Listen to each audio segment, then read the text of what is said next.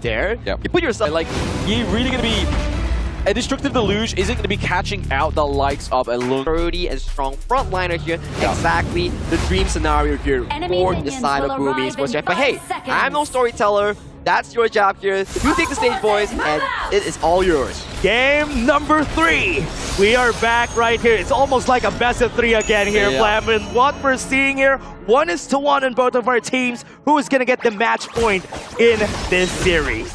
Yeah, exactly. I mean, we still got potential another, maybe even, 2 games after this one, right? Yeah. Obviously, it depends on how Kagendra and how Boomy both play this one and then go into this next game. But obviously, we have that great wave clear into the mid lane here from the Newer. And obviously, when we start to get to like level 3, level 2, and obviously into the level 4 territory of that Newer, we're going to be seeing a lot of rotations down to the bot side of the map just to put pressure onto Danny. Yeah, one thing to point out here, both of our Clash laners got their signature picks on their hands. Miggy on that Mayin, definitely his favorite. Hands picked this so much during the playoffs here for the side of Kagendra, and he really was looking forward to this game. So all eyes are going to be on this too. Yeah, absolutely. We're going to be seeing, looking at the Clash lanes, looking into that jungle, obviously the tank v tank combo go off out here onto Carl and Weeraw. Yeah. Neither of them yet to obviously, yes, Carl had paid the first game, but to have a carry jungle and actually perform with it, we've not seen Weeraw or Carl yet with it to do that. I'm honestly waiting for them to go for it, especially for the next few games. We still have at least one more, so maybe we're going to see that. But again, here for Boomy Sports, they want to get the early game. That's definitely their MO with this composition. Yeah, and obviously trying to just deny any kind of like take that away from these small objectives that you saw there with the Fire Beak. Going back over to the side of Kagendra there, they know that they have to try and make sure that they can't play a game with an equal footing here with that Goldie, because game number 2 proves the boom. Knock up, gonna be coming in. Weeraw gets the shield, still survives in the end.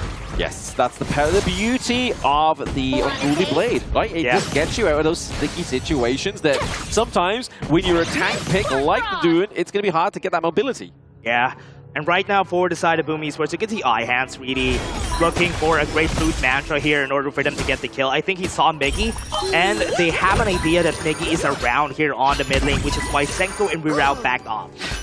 They back up, but I mean, we've seen here that obviously the Crimson Gold and the Azure Gold are both coming up for both of these teams right now. I mean, do we see a bit of a play here? Maybe a bit of a checkmate to find out where they are, but no, it looks like they're just going to go back and obviously just clear them up for themselves. But we are seeing a Boomy Sports that is lacking that gold lead, right? Like, First Blood would definitely neutralize that. Yeah, I was kind of expecting that they're going to be getting the gold lead here for the team, so I hope they find the kill before their first objective so that they have the advantage here on taking that first objective. Compared to the last game, I do believe both of our teams has good sticking power on that Tyrant fight. Oh, absolutely, yeah. The Tyrant fight is going to be a interesting conclusion to this very sort of, again, very snooze-fest early game. But like in game number 1, like game number 2, sorry, if any of these teams commit and lose like heroes now, it's going to be detrimental. Yeah, right now it's going to be tough, especially if they get one of their key heroes. Right now they're going to go, Miggy going to try to go for the chase down. They didn't get it. They even committed the flash before the objectives. Committed to 2 flashes into 1, and obviously Destructive Deluge as well. Like, that's a lot of expensive resources gone to the side of Boomy Sports and not actually got the kill. Nice way to get away for Hands, at least. Yeah. He was able to expend a lot of things from the side of Boomy Sports before this even starts. But looking at the placement here of Boom, I think they're not going to be contesting that objective anymore. They're placing themselves at the top side of the map because they're just going to be giving it, or they're going to try again for Hands. Maybe so, maybe so. Maybe try and get Senko out of the gorge before that 4-minute mark comes up. But I mean, it's that emergence that's really going to kind of like paint a light and also give intel over to the side of Kagendra as well, right?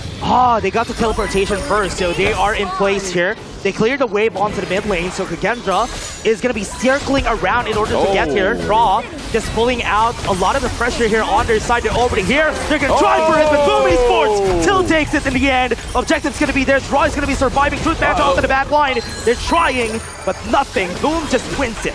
Boom wins that Tyrant again and again and again. They're continuing that momentum from game number 2. Yeah. Now it's going to be slowed down again for Boomy Sports. I think this is what they want to do every time, right? They want to get the Tyrant, but at least this time, they need to find those skills with this Tyrant that they have in their hands. Oh, they definitely need to make a team fight. Or, I mean, it's the same kind of strategy we saw from the last game, right? Like, they took the Tyrant, didn't do anything with it, but it meant that Kagendra didn't have the Tyrant either, so they can't do anything with it.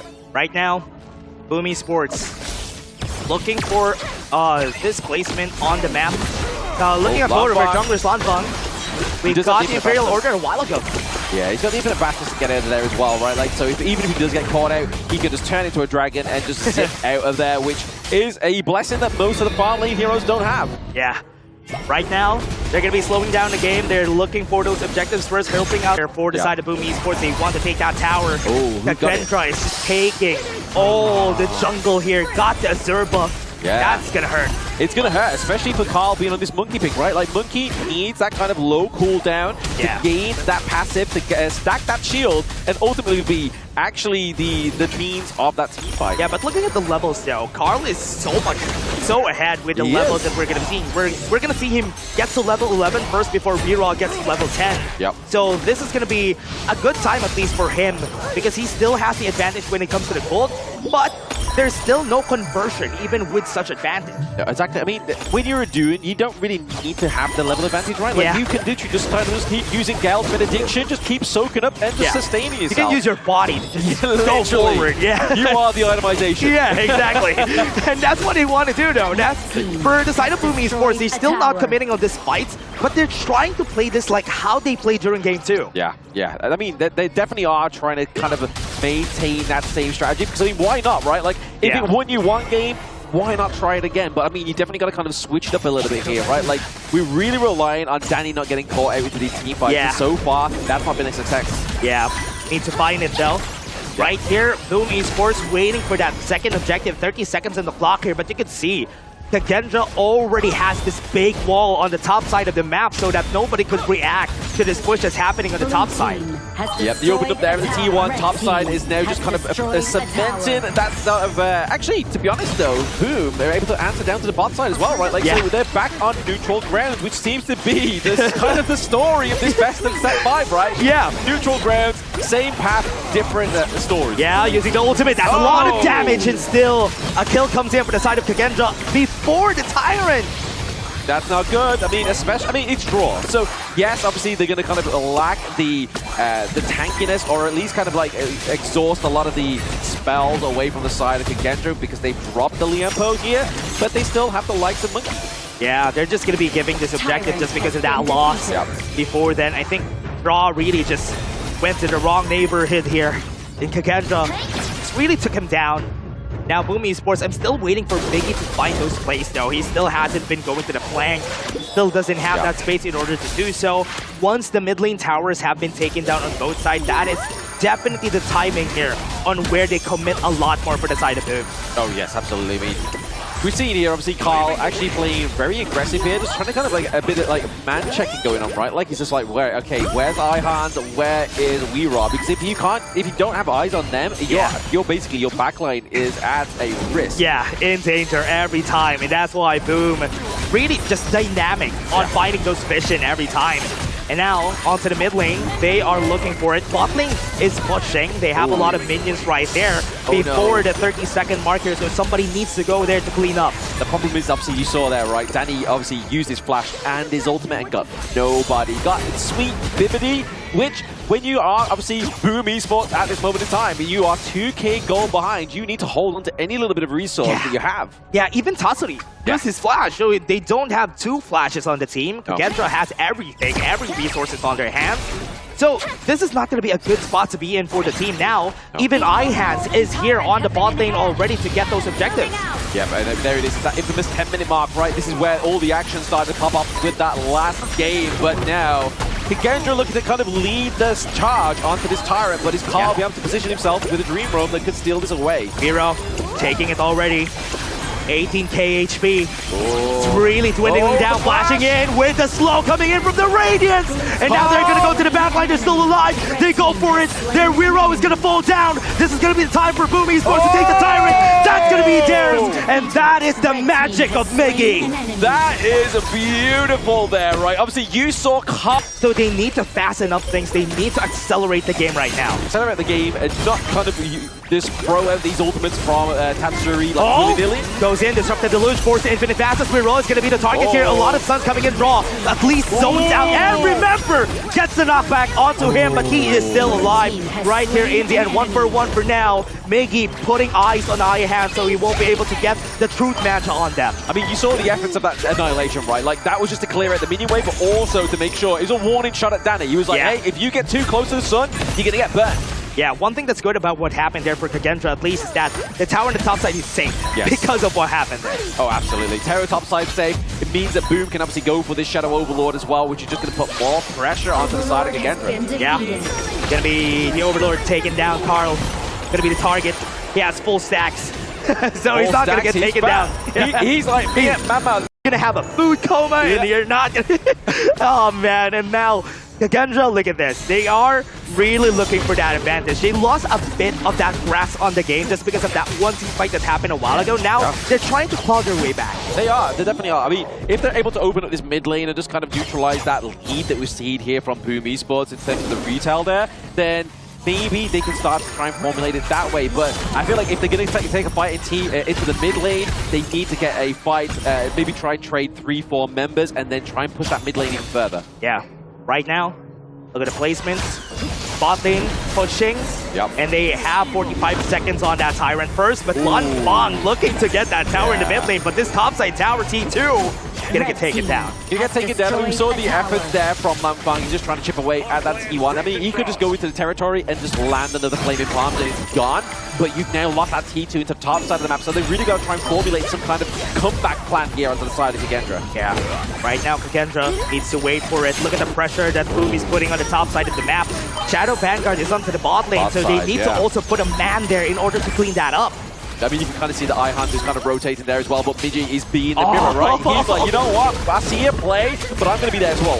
Nah, bro, you're not going to be alone here onto the bot lane. That's what they're going for. Went for the drop kick, but it's not going to happen. This T2 tower onto the bot lane is going to get taken down. That's one more structure onto the eyes of Boom.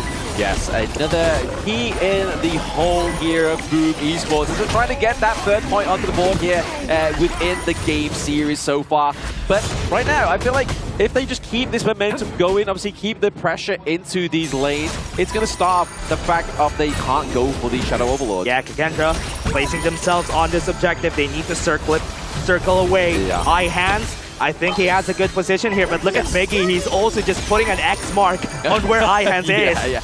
Painting the target on his back. He's like, buddy, I know where you are. Don't attempt it. We tried this before. It was successful to us. We know how to counter this. Yeah, you're not going to get close, man. You're not going to get close. And that's why he always positions himself close to the back of Ihan's every time. And now they want to go here. Right now, 27k on that HP. They're trying their best to get something right now. But Kagendra, they still aren't going for that Tyrant. No, they're not taking the bait. Like, you saw it, it's a bait. It's so clear as day that they was like, you know what, let's try and get Kagendra where we want it to be, and then strike. Oh yeah, gonna be striking, taking their time. They need to clean up the waves on the side lane so that one place has advantage, which is why Miggy is on the bot lane. Yeah, Miggy on the bot lane, just trying to drive through that minion wave as well, just creating more pressure into these side lanes where it means that obviously one man has to be away from these team fights. Yeah, Senku, no, you're going to be in danger if it's trying to clear that wave onto the bot lane. They're going to go for the fight rare. Dream Roaming is going to be hitting on Mirao. He's taking a lot of damage with the high hand. The truth onto the backline. Splinter on that 3 survives, and they still got the backline 2-4-0 on the side of Boom. Boom Esports coming back with a pow. They're looking for more here, Dash. Miggy looking for more, and he's going for it. He gets killed, but it doesn't matter. No more ults for Lanfang. He's going to get taken down here. Double kill for you, buddy. But on what cost? It is going to be the game. Boom Esports is going to be pushing to the end. The crystal is going to be under ice. Match point is going to go to Boom Esports in this game number 3. Once again, Boom coming in with that delivery system and getting that point onto the board, which is very, very scary here for the IKL representatives.